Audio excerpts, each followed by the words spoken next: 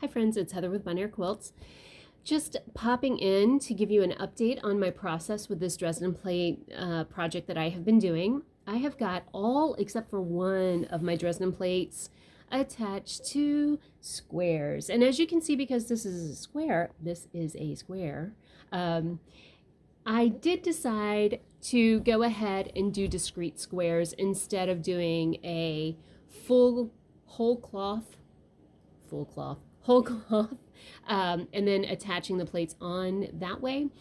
I decided not to do that because my thinking is that if I did that, I would need to go ahead mark where each square would land normally, and then there would be a lot of measuring, and I just felt like it allowed way too much error for mistakes, for the possibility of mismeasuring, and then once you get it under the arm of the sewing machine, then there's the problem with maneuvering things around. And so I felt like the best result that I was going to get out of these Dresden plates was to do them on individual blocks. Now, because these Dresden plates are applique on,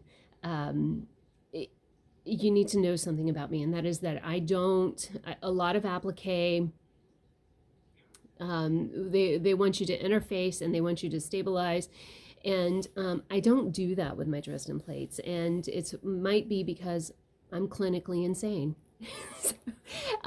It's actually, for me, I don't use a lot of interfacing and stuff because I find it a little bit clunky, and I can't move things around the way that I want to. I can still get things pretty flat. If you're not appliquing, if you're not interfacing when you're appliquing, you need to understand that makes ironing a million times more important. So definitely make sure you iron everything. And I did go ahead and pin my Dresden plates on because when you're working with a circle and those seams that fan out, they're going to move a little bit. So as I positioned my Dresden plates on, I pinned them down. I kind of scooched things around, made sure, step back, look at it, make sure that it looks centered, pull out my ruler, make sure it is centered on the block. So that is where I am now. I did also decide to do half Dresden plates. If you'll remember from previous videos, there were spots that would have just been blank gray space, and I decided I didn't want that for that part of the quilt. I went ahead, did half plates. I think that's going to look really, really good with this quilt, and what I know about the person to whom this quilt is going. I think she'll really like that a lot. So my next step is to applique on the absolute last Dresden plate that I have. I've done 9 full plates and 4 half plates, because as you'll remember, there's a staggered layout to these. And so I need to applique my last plate on, and then I'm going to start working on the border, which is an applique vine that goes up the sides, across the top, and across the bottom. And the piecing part, oh my gosh, I love piecing. These, if you'll recall, these are 19-inch blocks, so I like big blocks, and I cannot lie. These are...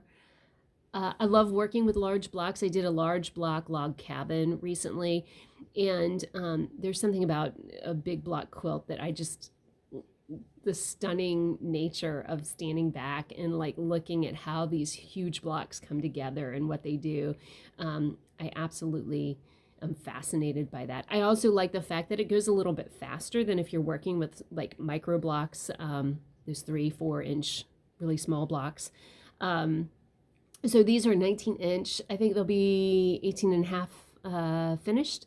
And so far, they're looking pretty good. So I'll check back in when I've pieced the body of the quilt, and then I'll also give you a check-in when I do the sides so that you can hopefully see the entire process. If you've got any questions, of course, reach out. So check us out on Facebook, on Instagram. I don't do anything with Twitter at this point. That's my husband's game. He tweets. But Facebook, Instagram, we have our website, bonairquiltco.com, and you reach out if you've got questions as you're going through your own process. We're happy to share information. So anyway, we'll check in later.